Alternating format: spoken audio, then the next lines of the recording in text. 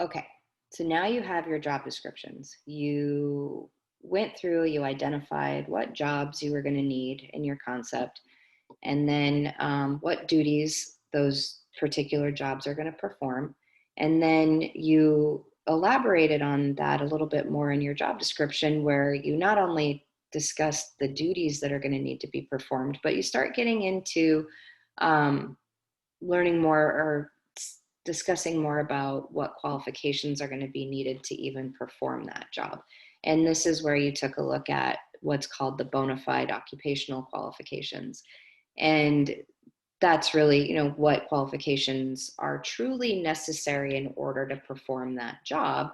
Because what if you say that someone has to lift 50 pounds, but they don't really need to for that job, or you say that a college degree is required for that job, but it's not necessarily something that, if they didn't have a college degree, would preclude them from doing the job if they could have maybe equivalency and experience. So you start running through these different things of like what a true bona fide occupational qualification is, and not just putting qualifications in for a job that may not actually be necessary to perform it. And the reason why you want to take extra care in doing that is because you don't want to run afoul of the equal employment opportunity laws, where you're saying that a certain qualification is needed to perform a job, but it's not truly something that is needed to perform that job. So now you may be discriminating against someone and making it such that a person couldn't get that particular job just because they didn't have a college degree, or just because they couldn't lift 50 pounds, but they don't really need to do that for the job, if that makes sense. And we'll talk about all of that in office hours too, if there's any further questions. Anyway, so now you have these job descriptions drafted. So we're ready to hire. It's like, great. We thought about what we need and identified the qualifications in order to perform what we need. Now let's get these people in the door so that we can fill these jobs. Well, before you do that, you should have what's called a selection process in place. This keeps you out of trouble even more. So, the industry standard, or what's typical, is that you don't have a selection process actually outlined anywhere. It's just, oh, hey, so and so quit or got fired, so now we need to replace him or her, and we're just going to post it up on Craigslist and do a copy paste of the standard job description, which we now know is not a good idea, and we'll see who we get in the door and we'll just hire him. Well, just hire whoever seems to fit our needs. But you don't actually have like a process that you're walking through. It's just kind of just everything's done on the fly, which is normal, but you don't want that. um, Having a true selection process in place that you took the time to design before you start hiring employees is a good idea, because that helps keep you out of hot water even further. Just like writing a proper job description will help mitigate your risk of violating equal opportunity laws, so will your selection process.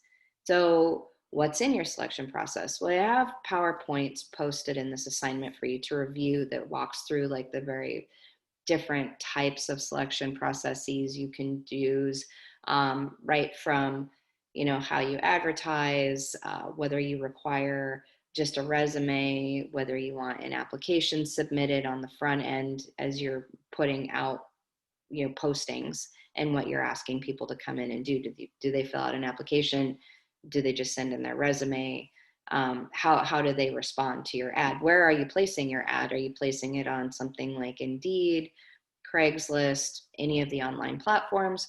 Are you just putting the word out, or are you doing a posting? If you're a big company, are you doing a posting on an employee board for other people to see? So anyway, so you start there, you figure out how you're getting the word out, and these PowerPoints discuss those types of options. But once, not just getting the word out, but now when people start responding and they start filling out the applications and they start sending in their resume, or they make the phone calls, or whatever it is that you've asked them to do, how do you sort through that? How are you making your decisions on who to call? And what does that process look like? Is it you get their application, whatever? Is it now you call them and set up an in-person interview? Is it first a phone interview? Um, and how are you deciding who you choose? So you get all these resumes in, and I'm telling you, if you post it on Craigslist, oh my goodness, you are going to get thousands. So maybe think about not posting on Craigslist if you don't want to have to manage all of that. Which brings me to the next point. Who in your company is going to manage all of this? Is it going to be a handful of managers that are sifting through all of the resumes as they come in? Are you looking, sorting through all the emails through Craigslist or Indeed? Who is going to be in charge of doing this? Is it you as ownership or upper management? You need to make that decision. Who is it? And if it's a group of people, it's even more important that you have a specific process to vet through these so that everybody's on the same page, so that everybody's choosing, like, it's probably impossible to have it perfect, but let's just say you have two managers that you put in charge of handling the selection process and vetting who moves on to, let's say, an interview. So everything comes in, they look at the resumes. What are the specific criteria that each of these managers are looking at, so that, let's say, manager one saw resume from potential employee A and made a selection or decided, no, this person shouldn't move on to be interviewed. But let's say manager B or manager two would have looked at in potential employee A's resume and would have said, yeah, they should move on. So we don't want that conflict. So you want to have specific guidelines that your managers are going through to say, okay, these are the very specific items that we're looking for to determine whether yes or no the person moves on throughout the selection process. That's if you have multiple people. And you should even have that if it's one person making the decisions too, so that you're consistent. So first things first, you get everything in, look through the resumes or the applications or whatever, have something set. Like, what are you looking for specifically in order to determine whether that person gets a phone call versus goes into the round file and gets thrown out and they don't move on in the process? And you're going to want to do that each step of the way. So, and then you're going to need to identify how many steps in the process are there.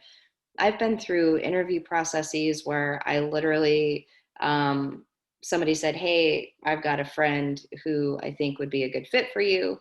The person calls me, says, hey, I heard you're a good fit. I said, yeah, I think I'm probably a good fit too. I meet them face to face and I'm hired. And there was that process was that quick.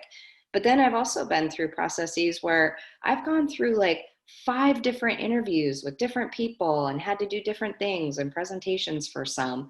As an executive chef, I had to do a couple different interviews. One was a cooking interview. One was just an in-person interview. So you have to determine how many steps in the process there are, and then how do you advance from one step to the next. So that's how the selection process works. They come in, what gets them to advance to the next step? What is the next step? And how many next steps are there until you finally say, yep, this is our person. This is the one we're going to hire. And then once you identify that, who you're going to hire, then we're going to go on to the next assignment, which is where you're going to onboard them. But for now, in this section, we are in the selection process. So to reiterate, we started off in the beginning, determine what jobs you could possibly need in an establishment. Then what duties do each of those jobs need to perform? Then brought that even more, like made it more robust with a job description, and now started discussing the types of qualifications that would be needed in order to do those job duties. Now where we are in the process is in the selection process. We need to bring these people in. How are we going to decide who we're going to hire? So that's where we're at.